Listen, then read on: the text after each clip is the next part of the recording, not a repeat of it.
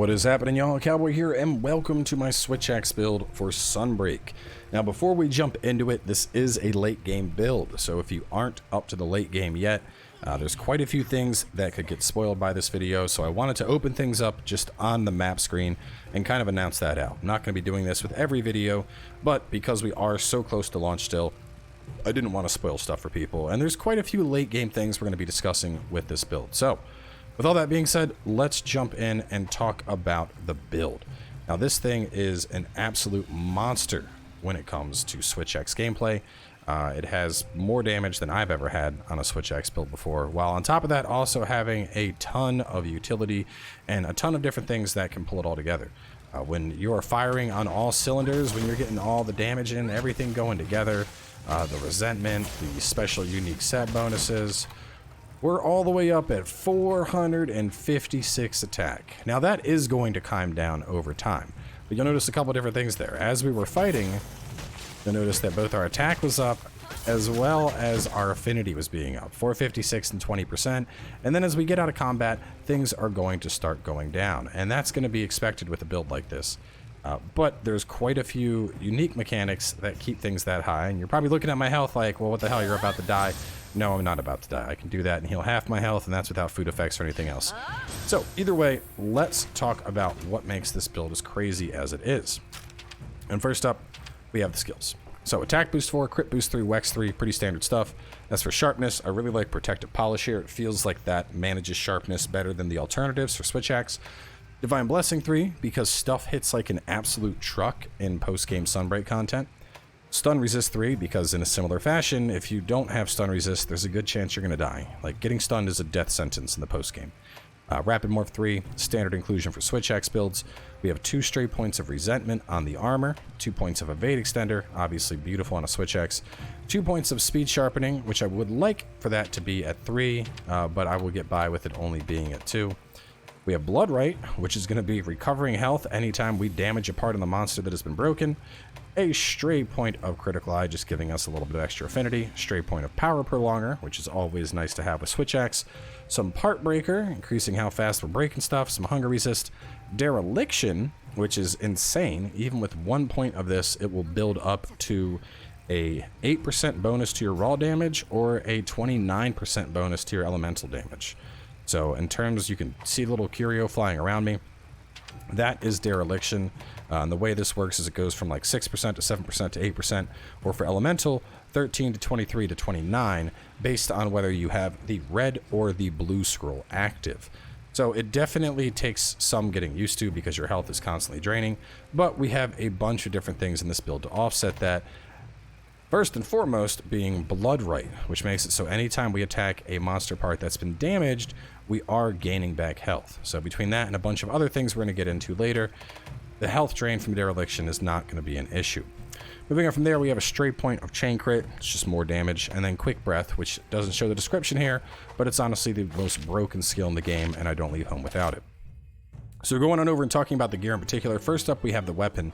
And the thing with weapons in late game Sunbreak is pretty much every weapon is viable. With the exception of the Defender weapon tree and the Rampage tree, every single weapon is going to have a Rarity 10 upgrade.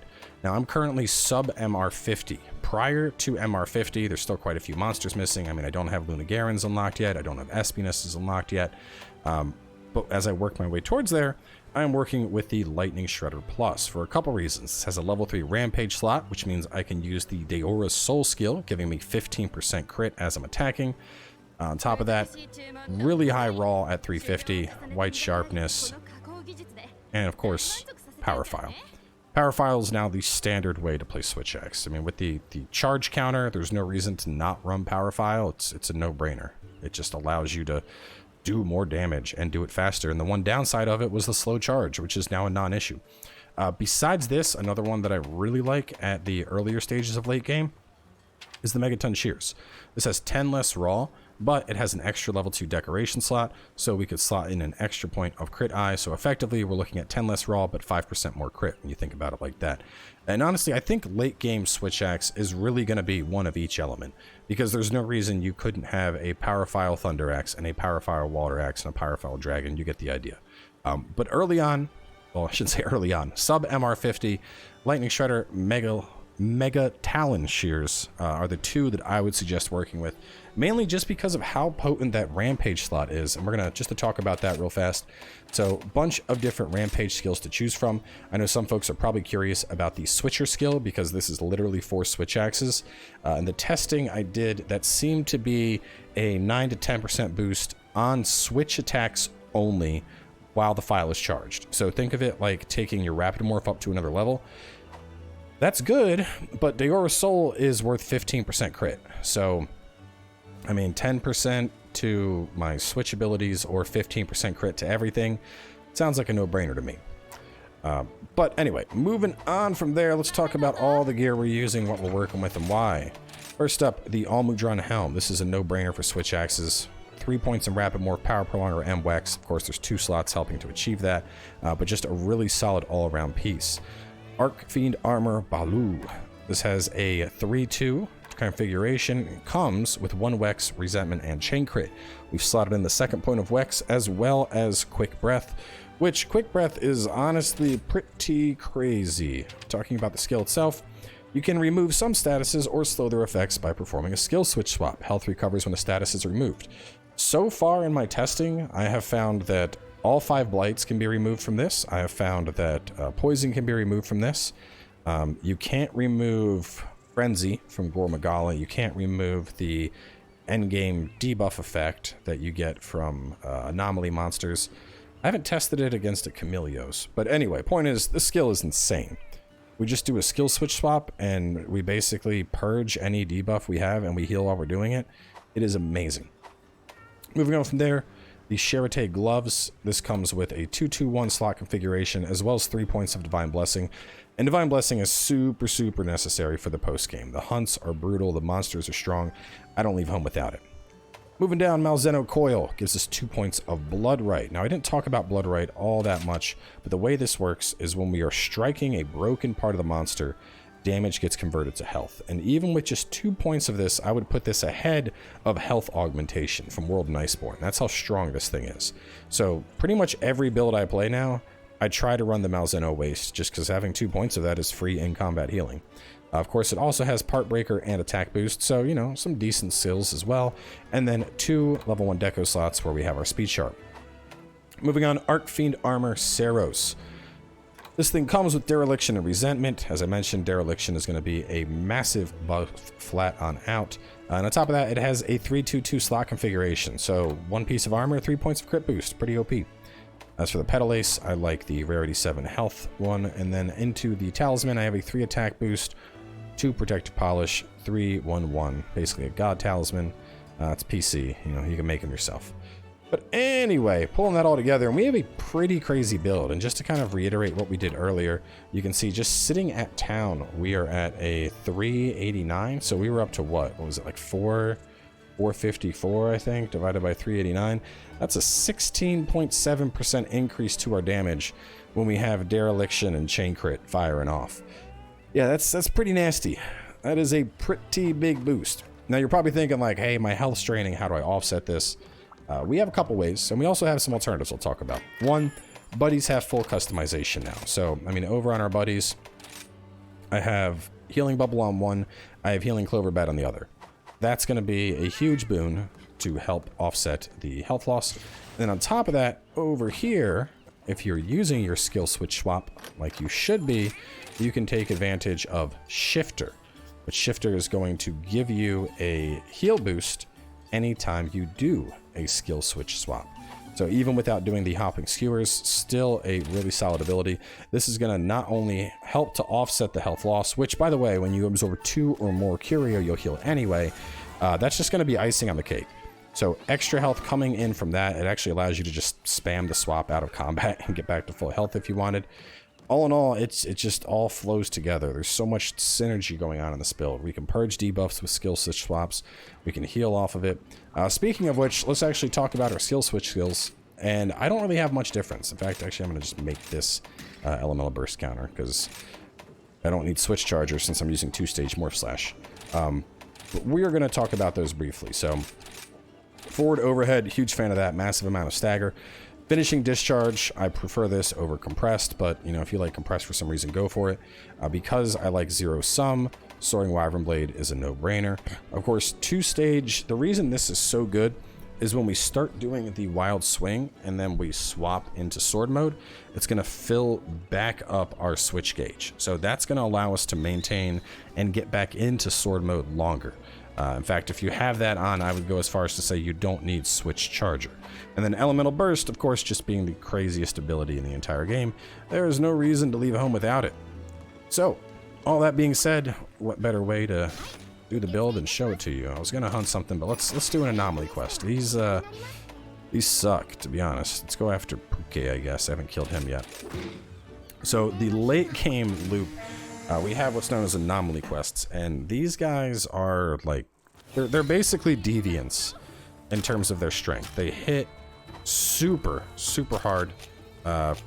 Carts are not uncommon. Like if I get carted, it's just, you know, it's whatever. I wouldn't be surprised.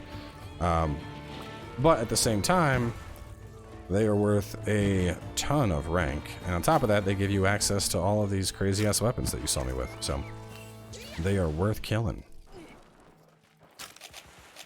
Yeah, these things always going in with Demon Drug, always going in with armor skins. And even then, as you kind of saw, I'm running in with a ton of things. I have the stun resist. On top of the stun resist, I'm also running to put it straight, fighting the anomaly monsters is what got me to start auto-including freaking Divine Blessing in all of my builds.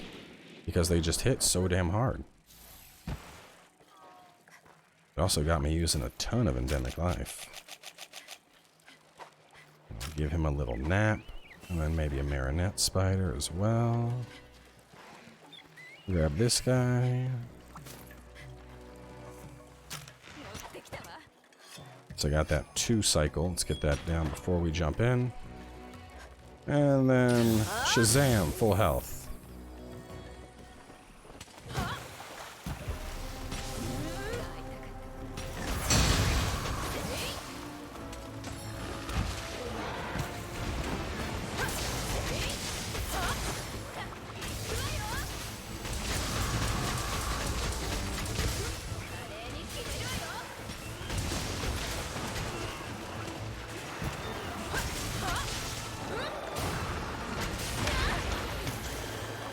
That debuff that we get from them, that little red debuff, that we cannot purge away with a skill switch swap.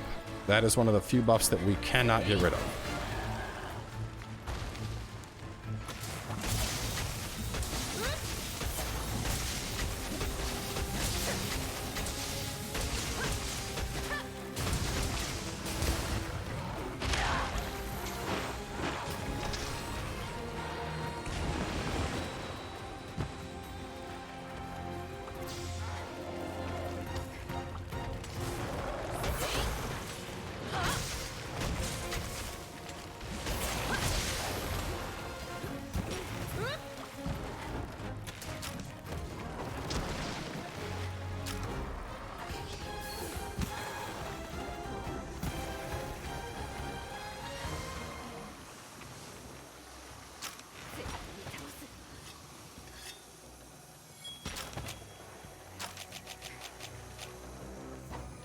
See, I've been failing to do this a lot recently. We'll see if I can pull it off this time.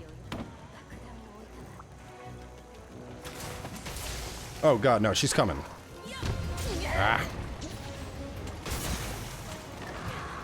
As soon as I saw her, I was like, I'm not getting this shit off.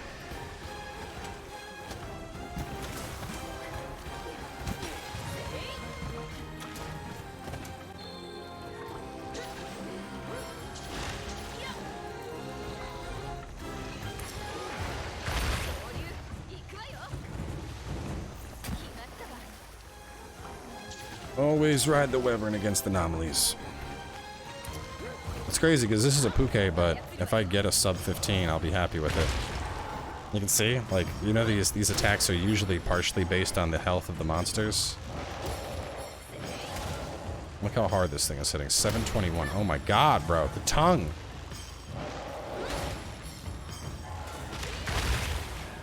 I'll take what I can. That wasn't gonna be, it wasn't looking good right there. Okay, just too fast. And of course, as you hunt them, you just get regular monster parts off of them.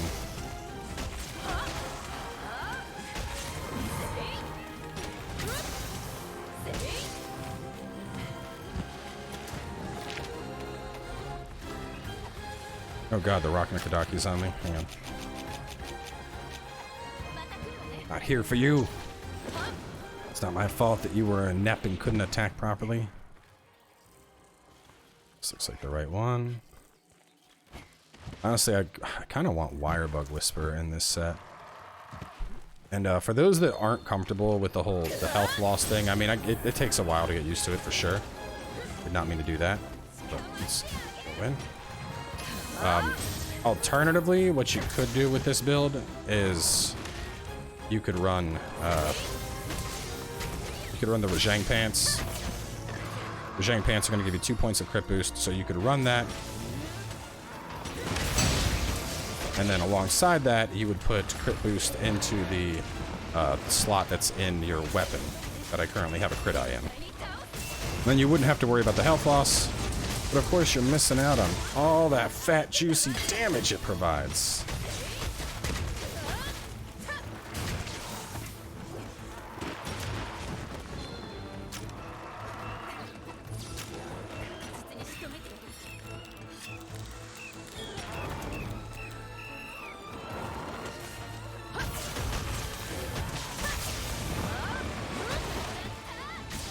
Let's take this poison stick off of you.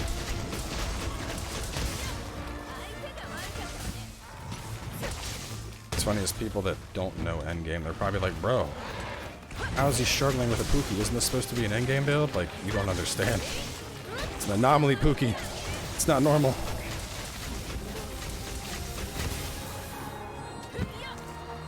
Oh no, we're poisoned.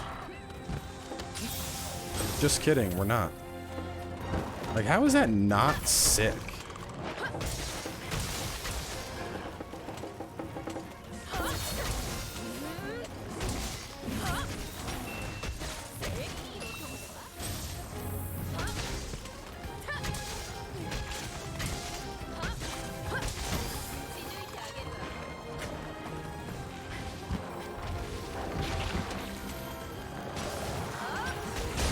A little early on there. Okay, we'll just get it the old-fashioned way at this point.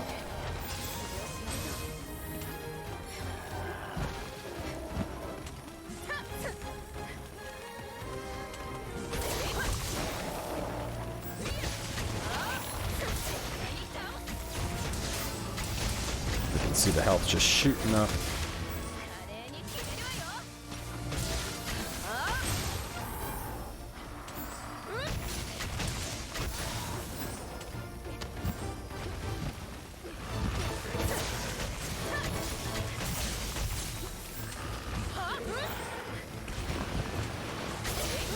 See how much that two-stage switch flop is getting us back?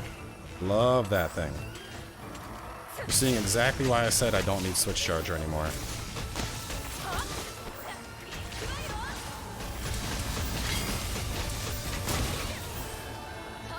And like I said, the first time you work with this, it's gonna feel like you're like, oh my god, my health though, how am I supposed to survive?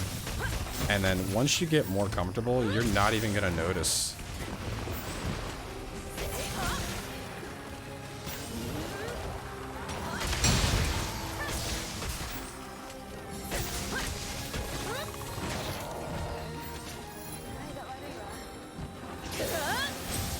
Like, you'll notice our health is just like, it's not going down anymore.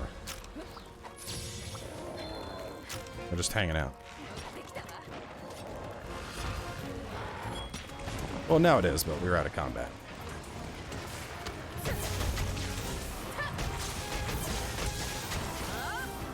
Oh, you little shit. Where's he going?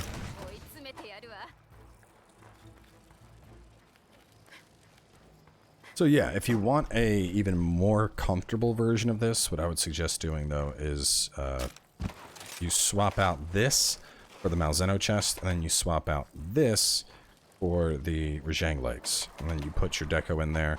That's going to give you the 3rd point of Blood Right. It's going to give you an extra point of Part Breaker. You're of course going to be losing quite a few things. You're going to lose chain crit, resentment, and dereliction, which is a pretty big damage loss, to be fair. But, you know, it's definitely not for everybody. The idea of constantly losing your health in combat is not something that everyone wants to deal with. And I don't blame them. You know, it's a high-risk, high-reward playstyle. Oh, you're getting ready to blow.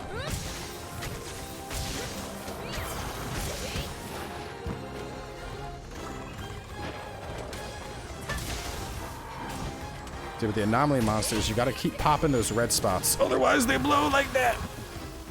And then these things come out.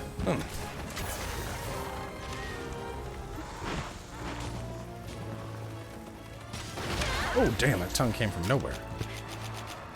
You also can't capture them, and that red buff, that's a healing debuff. That's the hardest part about these things, is you get that healing debuff, which is another reason why I like this, because it's not the health loss from it's not the health loss from the monster or from the armor that I'm worried about. It's the health loss from the monster.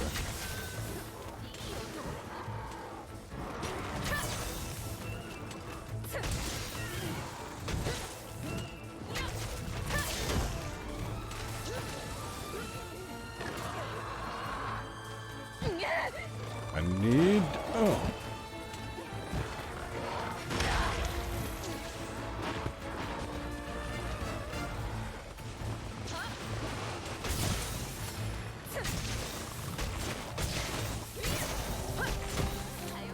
How am I not hitting the head? Give me the head snipe. Go away, monkey man.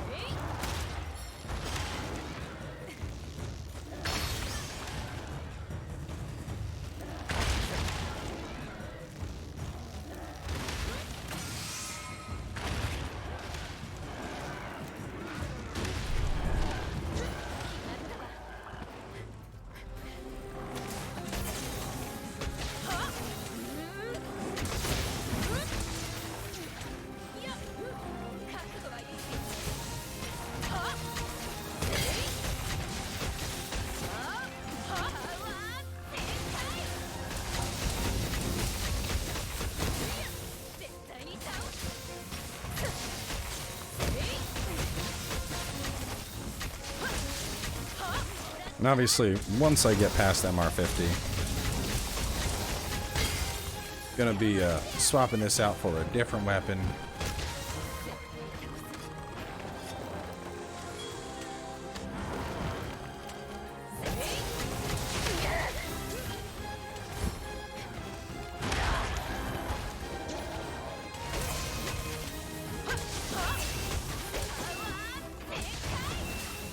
The nice thing is you don't need to hunt every single one of these monsters. There's in each tier, like Anomaly 1, Anomaly 2, Anomaly 3.